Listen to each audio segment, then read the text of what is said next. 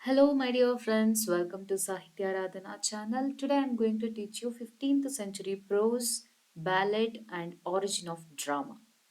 So far we have studied Chaucer, Chaucerians, Chaucer's contemporary writers, and today we are going to know the further literature. So after Chaucer enagate, there was such a blank. Okay, so as we see, there were some Chaucerians who were imitating Chaucer, but no real value of literature flourished at this time, 15th century. So ಹಾಗಾದ್ರೆ ಏನೇನೆಲ್ಲ ಆಗುತ್ತೆ, ಯಾವ ರೀತಿಯಾದ literature ಈ ಟೈಮಲ್ಲಿ flourish ಆಗುತ್ತೆ, 16th and renaissance period literature flourish ಆಗೋಕೆ ಈ ಲಿಟ್ರೇಚರ್ ಯಾವ ರೀತಿಯಾಗಿ ಒಂದು ಮುನ್ನುಡಿಯಾಗಿರುತ್ತೆ ನೋಡ್ತಾ ಹೋಗೋಣ. ಹಾಗಂತ ಈ ಲಿಟ್ರೇಚರ್ ತುಂಬಾ ಲೈಕ್ ಬೇಡವೇ ಬೇಡ ಅಂತಲ್ಲ. Because of this literature only the further great literature ಫ್ಲರಿಶ್ಡ್. Okay, so ಹಾಗಾದ್ರೆ ನನ್ನ ಇನ್ಫಾರ್ಮೇಶನ್ ನಿಮ್ಗೆ ಇಷ್ಟ ಆಗ್ತಾ ಇದ್ರೆ please do like the channel and share the videos.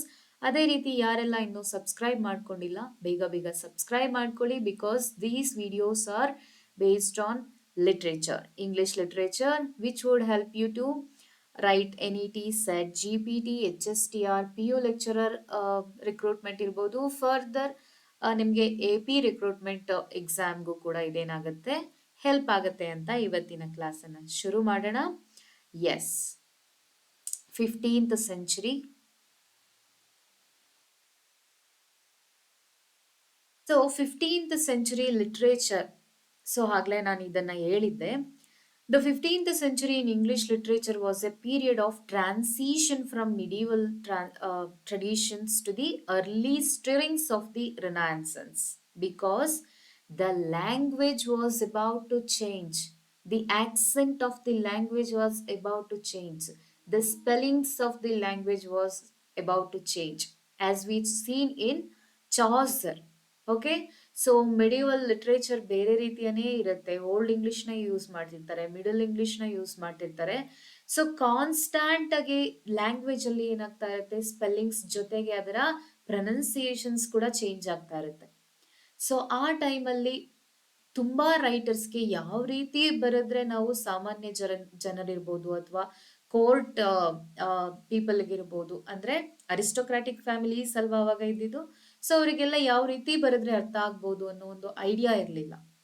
Okay, so Chaucer ಏನ್ ಮಾಡಿದ್ರು, ನಮಗೆ ಲೈಕ್ ಪೋಯಟ್ರಿನ ಬರೆದ್ರು. ಬಟ್ ಸೊ ಮೇನ್ ಆಗಿ ಇಲ್ಲಿ ಪ್ರೋಸ್ ಲಿಟ್ರೇಚರ್ನ ತುಂಬಾ ಜನ ಬರೀಲಿಲ್ಲ. ಹಾಗಾಗಿ ಪ್ರೋಸ್ ಲಿಟ್ರೇಚರ್ ಏನಾಯ್ತು, ತುಂಬಾ ಹಿಂದುಳಿತು.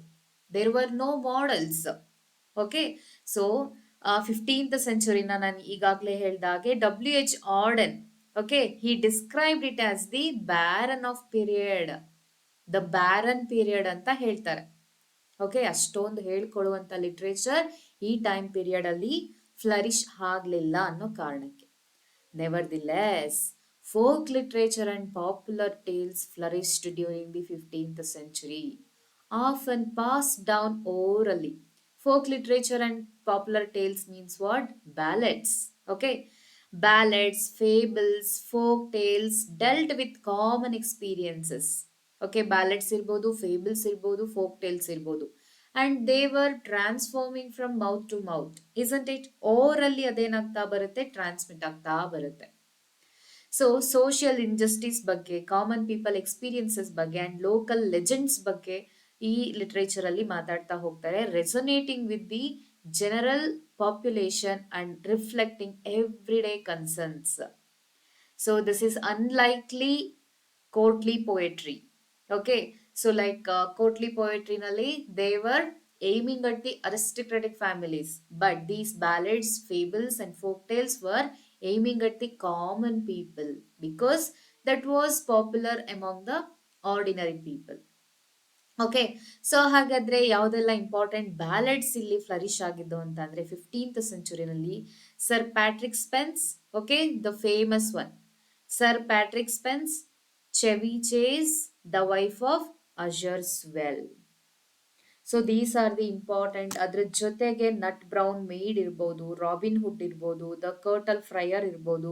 So these are all important ballads flourished in this period.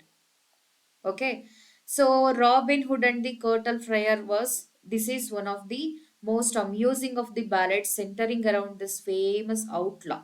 Okay, there is a good deal of horseplay between the two at first. Then ಅಂದ್ರೆ two ಅಂದ್ರೆ ಯಾರಿಲ್ಲಿ ಕರ್ಟಲ್ fryer ಮತ್ತೆ ರಾಬಿನ್ ಹುಡ್. ಓಕೆ, ಸೊ ಅದನ್ನ ನಾನು ಇಲ್ಲಿ mention ಮಾಡಿಲ್ಲ, please take down notes. Robin hood and Curtal Friar. Curtal Friar.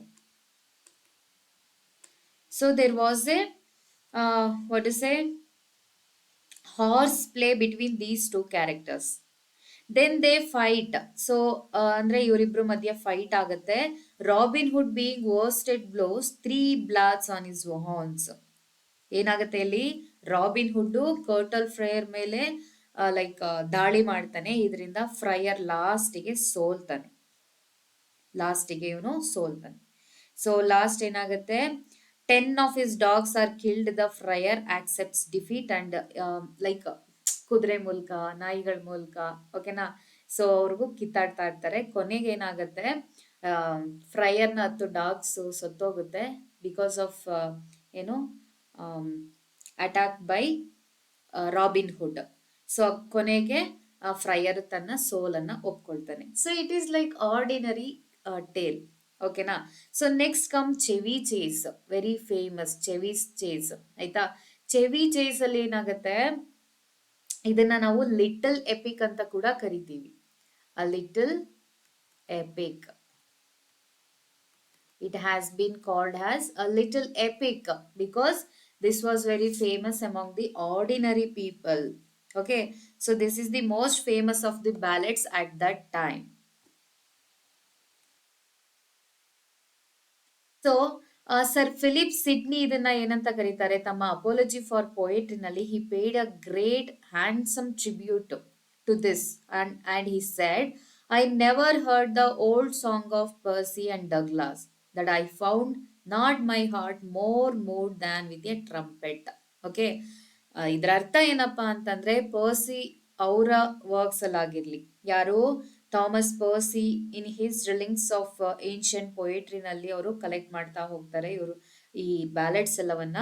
So ನಾನು ಪರ್ಸಿ works ಅಲ್ಲಾಗಿರ್ಲಿ ಅಥವಾ Douglas ಇವರ ವರ್ಕ್ಸ್ ಅಲ್ಲಾಗಿರ್ಲಿ ಅವರನ್ನ ಓದಿದಾಗ ನನ್ನ ಹಾರ್ಟು ಮೂವ್ ಆಗ್ಲಿಲ್ಲ, because of this Chevy Chase ಅಂತ ಹೇಳೋದು.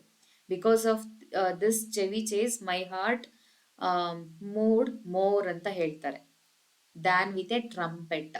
ಓಕೆ, ಅಂದ್ರೆ ಅವರ ವರ್ಕಿಗಿಂತ ಈ ಯಾರು ಚೆವಿ ಚೇಸ್ ಅನ್ನೋ ಬ್ಯಾಲೆಟ್ ನ ಓದಿದಾಗ ಐ ವಾಸ್ ವೆರಿ ಇಂಪ್ರೆಸ್ಡ್ ಅಂತ ಹೇಳ್ತಾರೆ. ಸೊ ಹಾಗಾಗಿ ಚೆವಿ ಚೇಸ್ ತುಂಬಾ ಇಂಪಾರ್ಟೆಂಟ್ ವರ್ಕ್ ಮತ್ತೆ ತುಂಬಾ ಫೇಮಸ್ ಬ್ಯಾಲೆಟ್ ಆಗಿರುತ್ತೆ. Okay, so next comes Sir Patrick Spence. This ballad tells the story of the ill-fated expedition sent out by the King of Scotland to bring home the Maid of Norway. Aita, on the return voyage, the ship under the command of Sir Patrick Spence. Okay, so he was a famous sailor at that time. He is wrecked in a storm and all on board are lost. ಓಕೆನಾ. So like sir Patrick Spens ಅಲ್ಲಿ ಏನಾಗತ್ತೆ, king of Scotland order ಮಾಡಿರ್ತಾನೆ maid of ನಾರ್ವೆನ like ಕರ್ಕೊಂಡ್ ಬರ್ಬೇಕು ಅಂತ. So ಈ ship ಯಾರ ಮುಂದಾಳತ್ವದಲ್ಲಿ ಹೋಗ್ತಾ ಇರತ್ತೆ, ಸರ್ ಪ್ಯಾಟ್ರಿಕ್ ಸ್ಪೆನ್ಸ್ ನ ಮುಂದಾಳತ್ವದಲ್ಲಿ ಹೋಗ್ತಾ ಇರತ್ತೆ. ಸೊ ಶಿಪ್ ರೆಕ್ ಆಗಿ ಏನಾಗುತ್ತೆ, ಇಡೀ ಶಿಪ್ ಅಲ್ಲಿ ಇದ್ದವರೆಲ್ಲ ಮುಳುಗೋಗ್ತಾರೆ. So that was the story of sir Patrick Spens. So next comes the wife of Usher's. Well, this is not that famous. Okay, so anyways, these are the important ballads flourished at that time.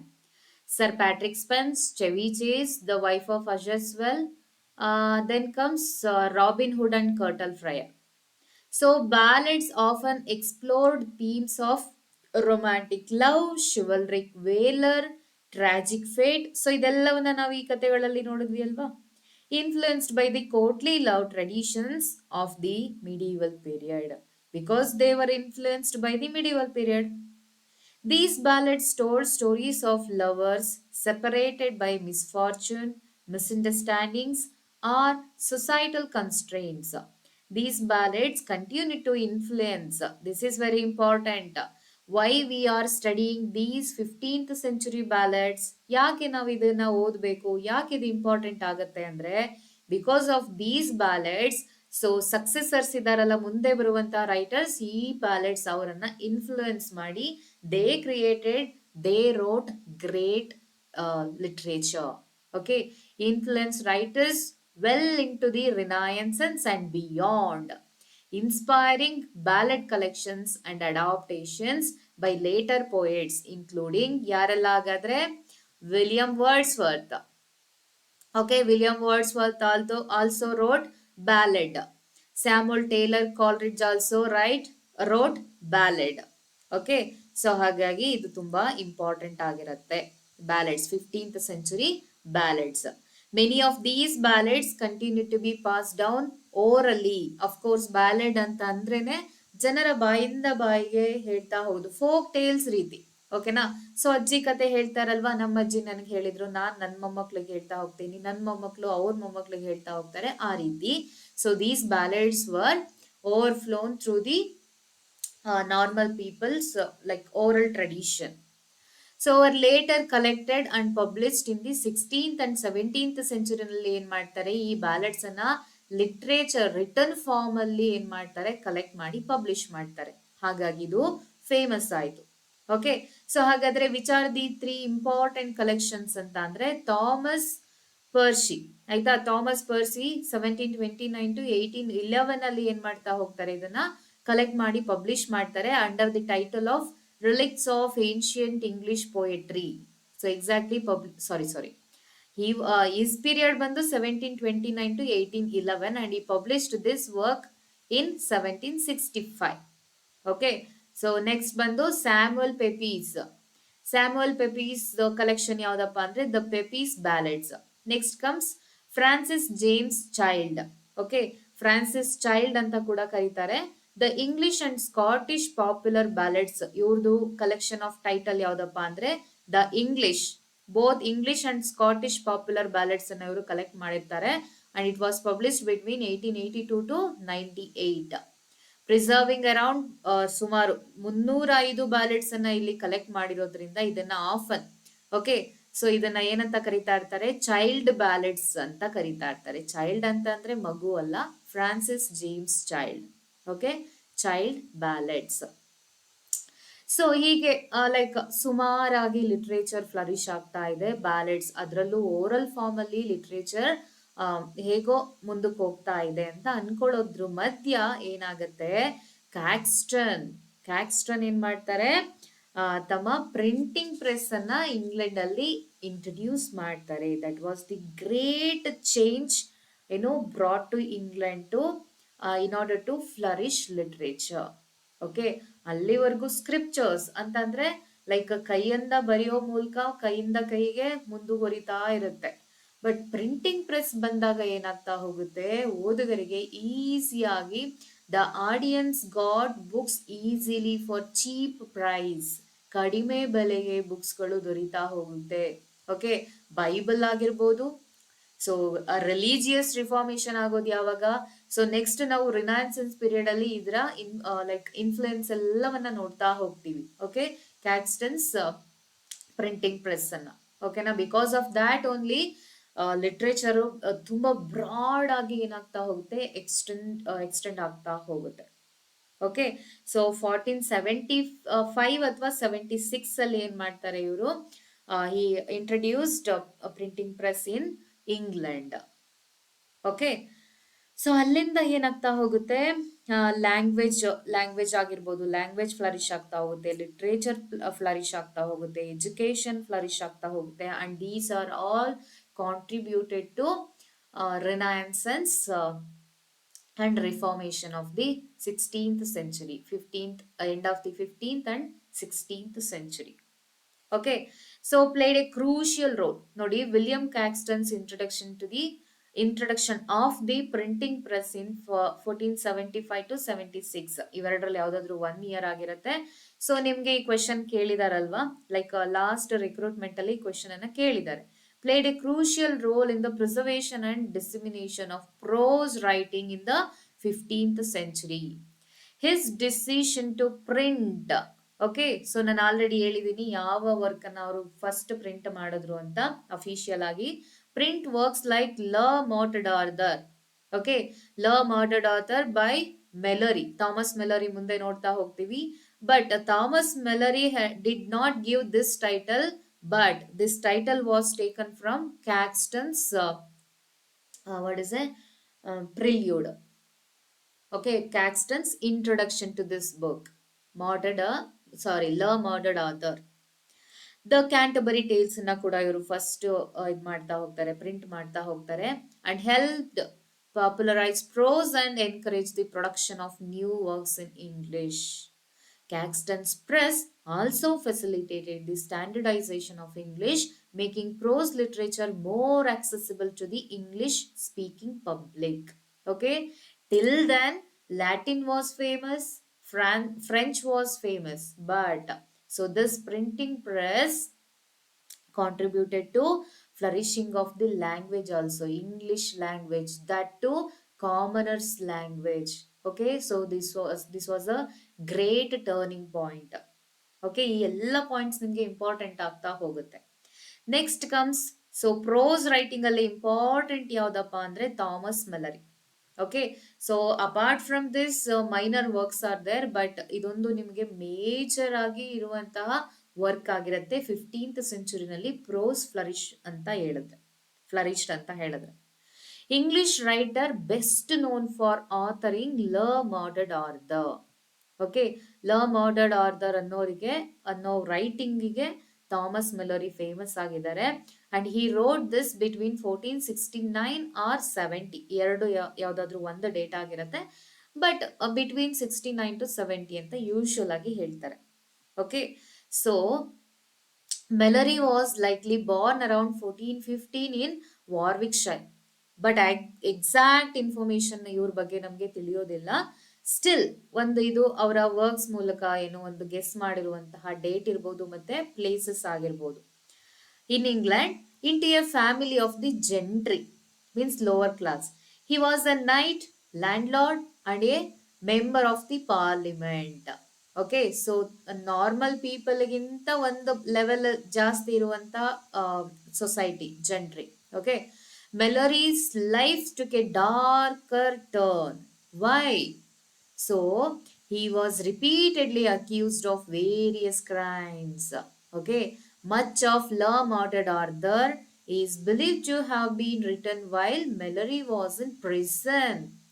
Okay, when he was in the prison, then only he wrote this work, Arthur Cycle, likely in the early 1460s. ನಾನು ಆಗ್ಲೇ ಹೇಳಿಲ್ವಾ 69 to 70 ಅಂತ ಹೇಳಿದ್ರೆ, of course 1460s ಅಲ್ಲಿ ಇದು ಬರೆದಿರುವಂತಹ work ಆಗಿದೆ. Okay, 1460s during the wars of the roses ನಡೆಯೋ ಸಂದರ್ಭದಲ್ಲಿ ಇವರು ಪ್ರಿಸನ್ ಅಲ್ಲಿ ಇರ್ತಾರೆ. Mallory's Le Murdered Arthur is a revoking of earlier French romances. This is also imitation and also translation ಕೂಡ ಆಗಿರುತ್ತೆ. Okay, he likely completed the work around 1469, though it wasn't published until 1485 by William Caxton. Okay, so ಅವ್ರು ಅಷ್ಟ್ರಲ್ಲಿ ಬರ್ದಿದ್ರು ಕೂಡ he was in prison ಅಲ್ವಾ. So ಅವರ work ಯಾವ ರೀತಿಯಾಗಿ translate ಆಗುತ್ತೆ ಅಥವಾ ಒಬ್ಬರಿಂದ ಇನ್ನೊಬ್ರಿಗೆ ಟ್ರಾನ್ಸ್ಫಾರ್ಮ್ ಆಗುತ್ತೆ? So there was no way. But so William Caxton got this work somehow and he published. Okay, 1485 ಅಲ್ಲಿ, ದಿಸ್ ಇಸ್ ಇಂಪಾರ್ಟೆಂಟ್ ಡೇಟ್. 1485 ಅಲ್ಲಿ William Caxton published this work under the title of le Morte d' Arthur. Okay, so who edited and printed it, making it accessible to a broader English audience, because so ಇಲ್ಲಿ commoners ಯಾರಾಗಿರ್ತಾರೆ? English speaking people ಆಗಿರ್ತಾರೆ. Aristocrats usually talk in French or Latin. ಓಕೆನಾ?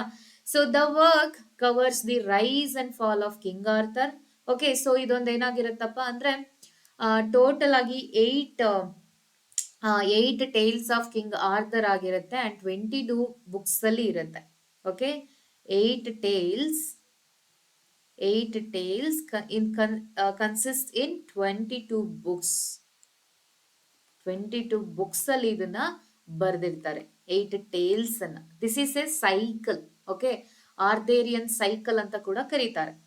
So fall of King Arthur, the chivalric exploits of the knights of the round table, and the tragic love triangle between Arthur, Queen Guinevere and Sir Lancelot. So ಇದೆಲ್ಲವನ್ನ ನಾವು TS. Eliot ಆಗಿರ್ಲಿ, ಮುಂದೆ next ಎಷ್ಟೊಂದು ಜನ writers ನಲ್ಲಿ ನಾವು ನೋಡ್ತಾ ಹೋಗ್ತೀವಿ. Okay, so next major themes include chivalric, loyalty, honour. Loyalty ಬಗ್ಗೆ, ಶಿವಲ್ರಿ ಬಗ್ಗೆ, ಹಾನರ್ ಬಗ್ಗೆ, the corrupting nature of power ಬಗ್ಗೆ, forbidden love and the inevitability of fate. So ಈ ಎಲ್ಲ ವಿಷಯಗಳನ್ನ ಈ ಕಥೆಯಲ್ಲಿ ನೋಡ್ತಾ ಹೋಗ್ತೀವಿ. Le Morte d' Arthur laid the foundation for the romantic. See, this is important. Romantic and Victorian revival of Arthurian tales. Okay, so ಎಷ್ಟೊಂದು ಜನ ಇದನ್ನ ಇಮಿಟೇಟ್ ಮಾಡ್ತಾರೆ and they have taken the subject matter from these Arthurian cycles, cementing characters like Arthur, Guinevere, Lancelot, Merlin as archetypal figures in English literature. This inspired writers like Alfred Lord Tennyson ಆಗಿರ್ಬೋದು, mark ಟ್ವೇನ್ ಆಗಿರ್ಬೋದು, TS. Elliott ಆಗಿರ್ಬೋದು, so many writers. Okay, so next ಇಲ್ಲಿವರೆಗೂ ನಾವು pros writing ಅನ್ನ ನೋಡಿದ್ವಿ.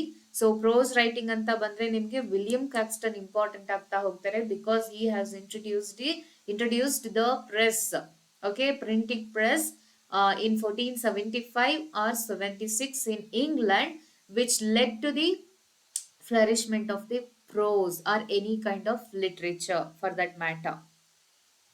Okay, so apart from that we have seen ballads. Okay, because ಯಾವುದೇ poetry ತುಂಬಾ ಅಂದ್ರೆ ರಿಯಲ್ ಒರಿಜಿನಲ್ ಪೊಯೆಟ್ರಿ ಫ್ಲರಿಶ್ ಆಗದಿದ್ದ ಕಾರಣ ಬ್ಯಾಲೆಡ್ಸ್ ನಮ್ಗೆ ಇಂಪಾರ್ಟೆಂಟ್ ಆಗ್ತಾ ಹೋಗುತ್ತೆ. Only we have seen imitators.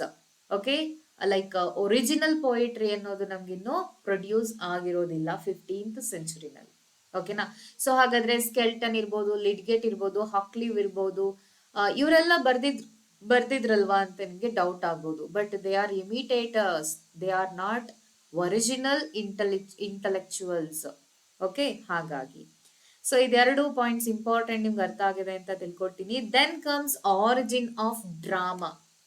Okay, so till now we have studied about poetry only and to little about prose work.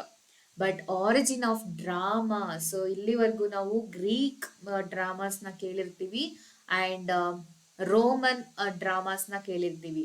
ಹಾಗಾದ್ರೆ England ಅಲ್ಲಿ ಯಾವಾಗ ಡ್ರಾಮಾ ಆರಿಜಿನ್ ಆಯ್ತು, ಯಾವ ರೀತಿಯಾಗಿ ಬೆಳೆದು ಬಂತು, ಅದು ತುಂಬಾ ಇಂಪಾರ್ಟೆಂಟ್ ಆಗ್ತಾ ಹೋಗುತ್ತೆ. ಬಿಕಾಸ್ ಸೊ ಶೇಕ್ಸ್ಪಿಯರ್ ಬೆಳೆಯೋಕೆ ಇದೇ ಕಾರಣ ಆಗುತ್ತೆ, drama.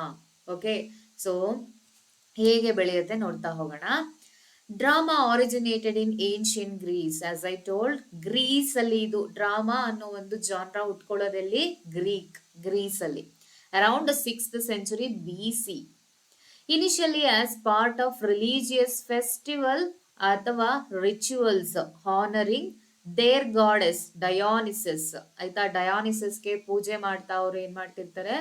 So it is part of ritual. For example, nowadays we are practising so many rituals, right?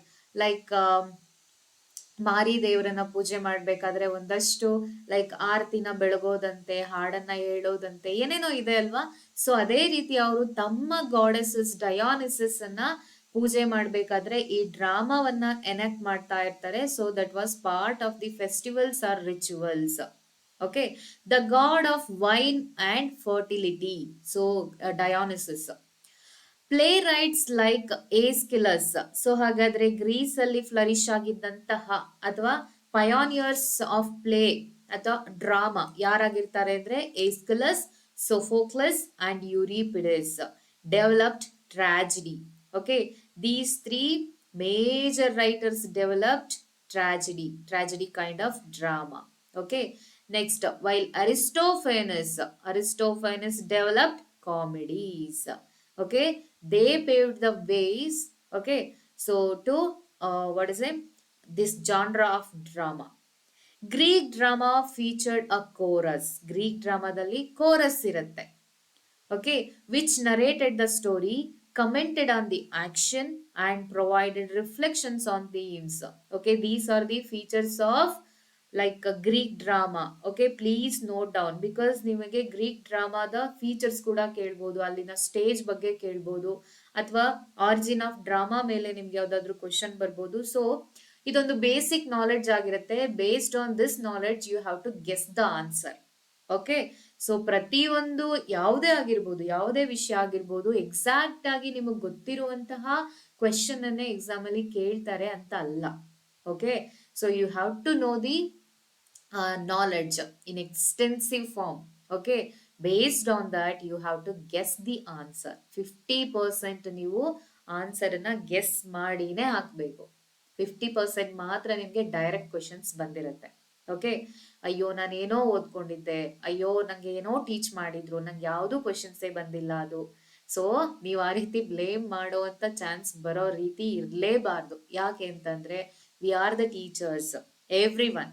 So who are listening to me and like myself, we are all teachers. We are going to teaching someone. I am teaching, you are teaching, maybe you are teaching now and you will be teaching for someone. So ಒಬ್ರು teacher ಆಗಿ ನಾವು ಅದು like ಯಾವ ರೀತಿಯಾಗಿ analysis ಮಾಡಬೇಕು ಅನ್ನೋದನ್ನ ಅವರು check ಮಾಡ್ತಿರ್ತಾರೆ.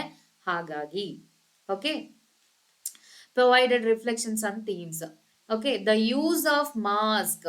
ಓಕೆ, ಇದು ಇಂಪಾರ್ಟೆಂಟ್ ಆಗಿರುತ್ತೆ. Masks and costumes was ಪ್ರಿವಿಲೆಂಟ್, helping actors portray different characters. Because of those masks, they were representing different characters through their mask. Okay, chorus important ಆಗಿರುತ್ತೆ, mask ತುಂಬಾನೇ important ಆಗಿರುತ್ತೆ. ಓಕೆನಾ? So this was ancient Greek drama. First 6th century ನಲ್ಲಿ begin ಆಗುತ್ತೆ. Next comes the Romans adapted Greek theatrical traditions. So ಇಲ್ಲಿಂದ ಏನಾಗುತ್ತೆ, next ರೋಮ್ಗೆ ಬರುತ್ತೆ. With playwrights like Plautus and Terence, writing comedies that emphasized farce and situational humor. Farce andru kuda, it is also a kind of humor, situational humor. The construction of permanent theaters such as the theater of Pompeii. Okay, so next drama ಯಾವ ರೀತಿಯಾಗಿ flourish ಆಗ್ತಾ ಹೋಗ್ತಿದೆ ನೀವು observe ಮಾಡಬೇಕು. Yeah, allowed for larger audience and more elaborate productions.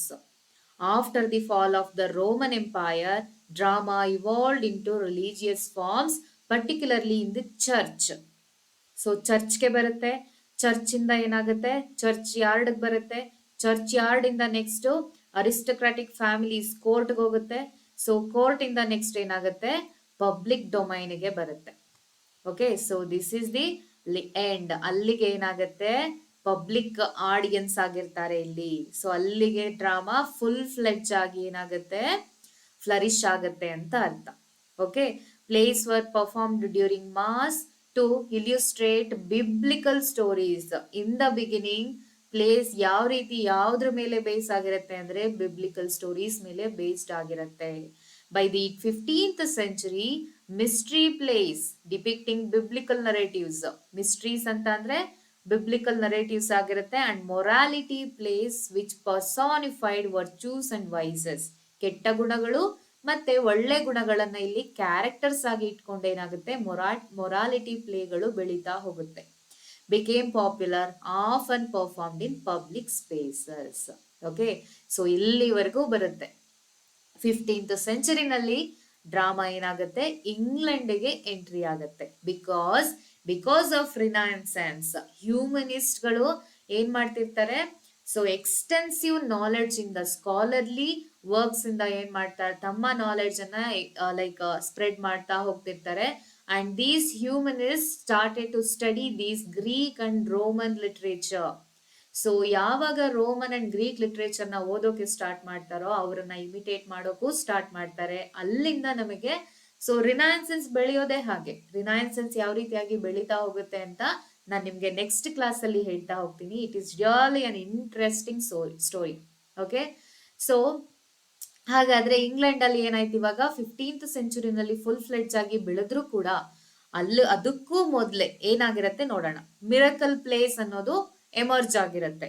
Okay, emerge in the 12th century.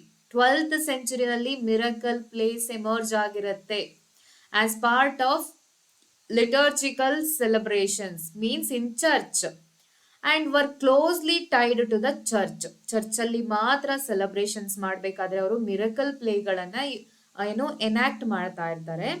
They often featured biblical figures and events focusing on there miraculous deeds.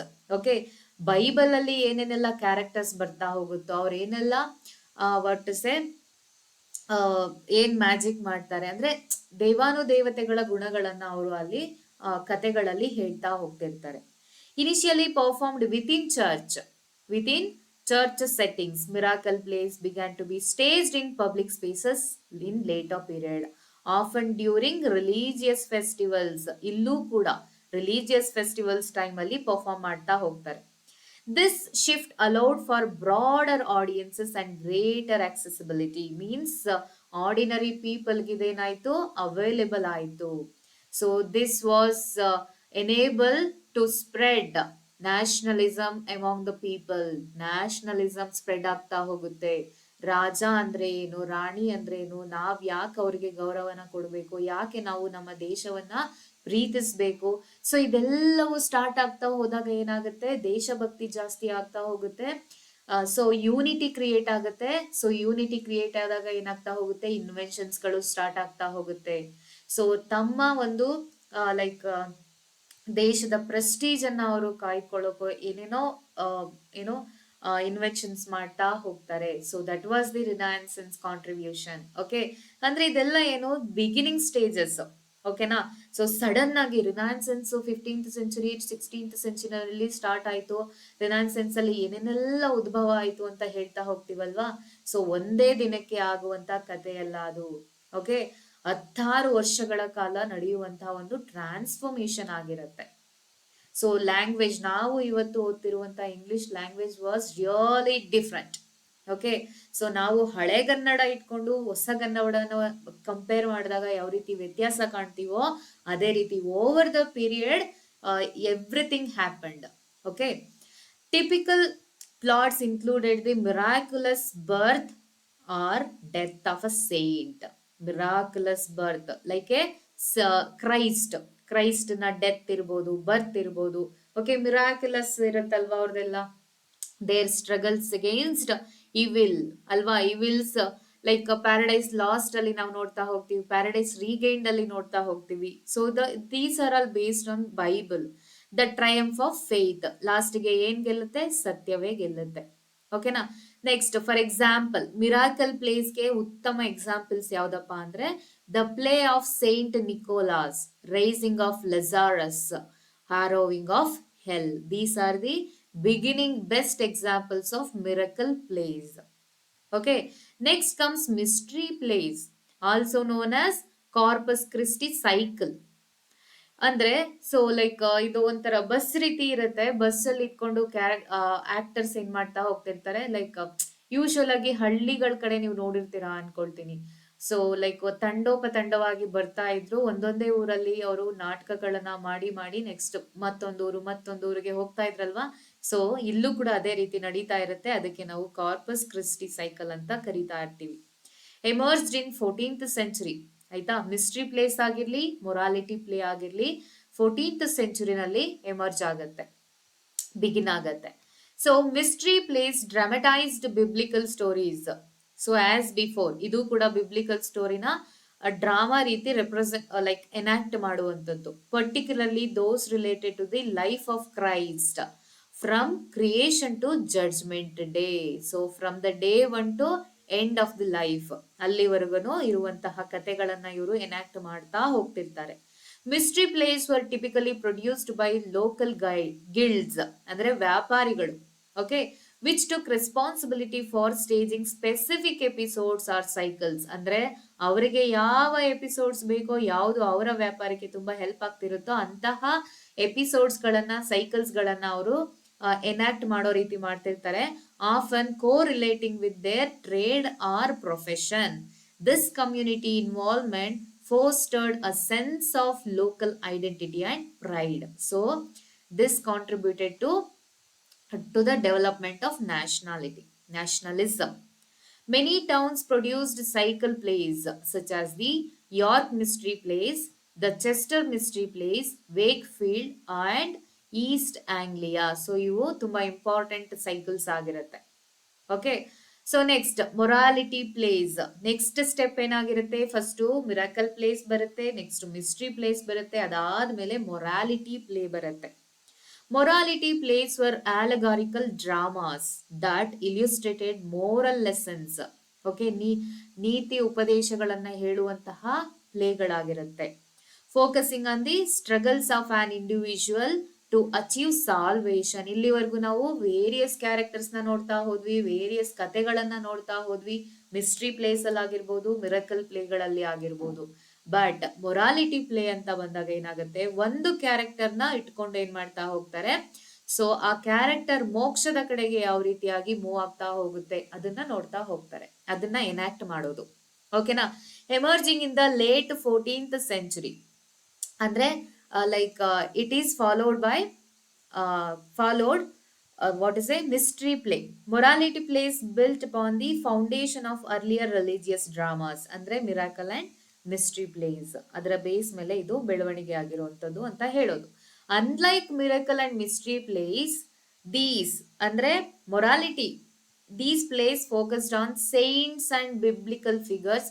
ಅಂದ್ರೆ ಅವರು ಏನ್ ಮಾಡ್ತಿರ್ತಾರೆ, ಮಿರಾಕಲ್ ಅಂಡ್ ಮಿಸ್ಟ್ರಿ ಪ್ಲೇಸ್ ಅಲ್ಲಿ ಅವರು ದೇವರ್ focusing on saints and biblical figures. But in this morality plays often featured personified abstractions. personified character ನ ಇಲ್ಲಿ ತಗೊಳ್ತಾ ಹೋಗ್ತಾರೆ. personified abstractions ಅಂದ್ರೆ ಏನು, good deeds, knowledge, God, devil, death, reason, wealth. Okay, so falsehood, goddess. So ಈ ರೀತಿ ಅಂದ್ರೆ ಕೆಟ್ಟ ಗುಣಗಳು, ಒಳ್ಳೆ ಗುಣಗಳು, ಜ್ಞಾನ ಇರಬಹುದು, ಆಯ್ತಾ. ಸೊ ಲೈಕ್ ಈ ರೀತಿ ಇರುವಂತಹ ಎಲ್ಲ ವಿಷಯಗಳಿಗೆ ಒಂದೊಂದು ಹೆಸರುಗಳನ್ನ ಕೊಡ್ತಾ ಅವುಗಳನ್ನ ಕ್ಯಾರೆಕ್ಟರ್ ಆಗಿ ಇಲ್ಲಿ ಎನಾಕ್ಟ್ ಮಾಡ್ತಾ ಹೋಗುವಂಥದ್ದು. ಓಕೆನಾ. So that is the speciality of morality play. Okay, ಅಂದ್ರೆ ಗುಡ್ ಡೀಡ್ಸ್, ಒಳ್ಳೆಯ ಕೆಲಸಗಳಿಗೆ ಮನುಷ್ಯನ ಒಂದು ಫೀಚರ್ಸ್ ಗಳನ್ನ ಕೊಟ್ಟು ಎನಾಕ್ಟ್ ಮಾಡಿಸುವಂಥದ್ದು. ಅದಕ್ಕೆ ನಾವು ಪರ್ಸಾನಿಫೈಡ್ ಅಂತ ಹೇಳ್ತೀವಿ ಅಲ್ವಾ. Next along side human characters, ಅದು ಹ್ಯೂಮನ್ ಕ್ಯಾರೆಕ್ಟರ್ಸ್ ಜೊತೆಗೆ morality plays typically followed a simple plot structure where the protagonist faced challenges. Okay, like in Paradise Regained ಅಲ್ಲಿ ಏನಾಗ್ತಾ ಹೋಗುತ್ತೆ, ಮಿಲ್ಟನ್ಸ್ ಪ್ಯಾರಡೈಸ್ ರೀಗೈನ್ಡ್ ಅಲ್ಲಿ Christ was facing so many temptations by evil creature of serpent ಅಥವಾ Satan ಇಂದ ಎಷ್ಟೊಂದು challenges ನ face ಮಾಡ್ತಾ ಹೋಗ್ತಾರಲ್ವಾ. temptations and tested their moral integrity. So Paradise Lost ಅಲ್ಲಿ ಮನುಷ್ಯ ಏನು ಆಡಮ್ ಅಂಡ್ ಈವ್, ಸೊ ಅದನ್ನ ಕಳ್ಕೊಳ್ತಾರೆ. Because of temptation they lost their moral integrity. But Christ ಅದ್ರಲ್ಲಿ ಏನಾಗ್ತಾನೆ, ವಿನ್ ಆಗ್ತಾನೆ. Okay, so the resolutions often emphasised the importance of repentance. So ಕೊನೆಗೆ repentance and the need for virtuous living ಇದೇನ್ ಮಾಡುತ್ತೆ, ಈ ಗುಣಗಳನ್ನ ಎಂಫಸೈಸ್ ಮಾಡ್ತಾ ಹೋಗುತ್ತೆ. ಓಕೆ,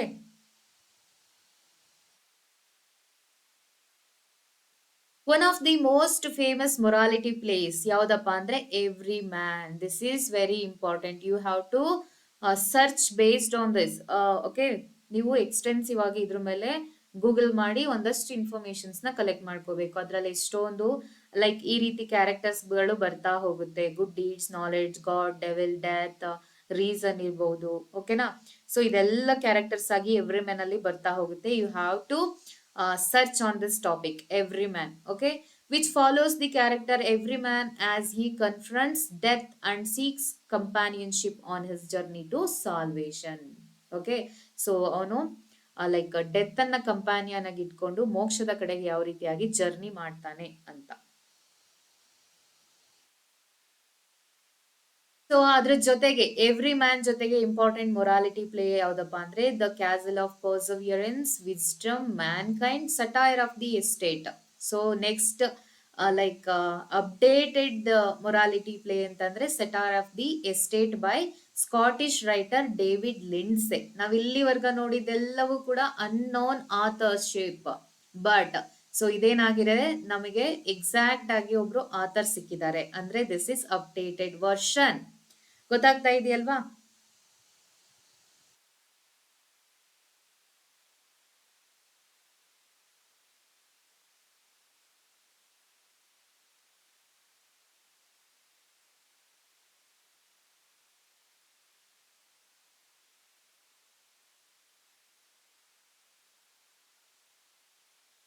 ಸೊ ಇನ್ನೊಂದಷ್ಟು like last form of play ಯಾವ ರೀತಿ ಡೆವಲಪ್ ಆಗುತ್ತೆ ಅಂತ ಅಂದ್ರೆ,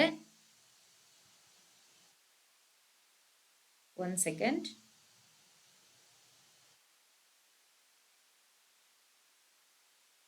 ಇಂಟರ್ಲ್ಯೂಡ್ಸ್. ಸೊ ಇಲ್ಲಿವರೆಗೂ ನಾವು 3 ಫಾರ್ಮ್ ಆಫ್ ಏನು ಪ್ಲೇ ಬೆಳವಣಿಗೆ ಆಗಿದ್ದು ನೋಡಿದ್ವಿ. ಸೊ ನೆಕ್ಸ್ಟ್ ಸ್ಟೆಪ್ ಯಾವ್ದಪ್ಪ ಅಂದ್ರೆ ಇಂಟರ್ಲ್ಯೂಡ್ಸ್.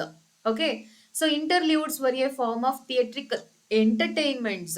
ಸೊ ಇಲ್ಲಿವರೆಗೂ ನಾವು ಲೈಕ್ ಮೋಕ್ಷವನ್ನ ಪಡ್ಕೊಳ್ಳೋದು ಹೇಗೆ, ಜೀವನದಲ್ಲಿ ಒಳ್ಳೆ ರೀತಿನಲ್ಲಿ ನಡ್ಕೊಳ್ಳೋದು ಹೇಗೆ, ಮೊರಾಲಿಟಿ ಬಗ್ಗೆನೇ ನೋಡ್ತಾ ಹೋದ್ವಿ.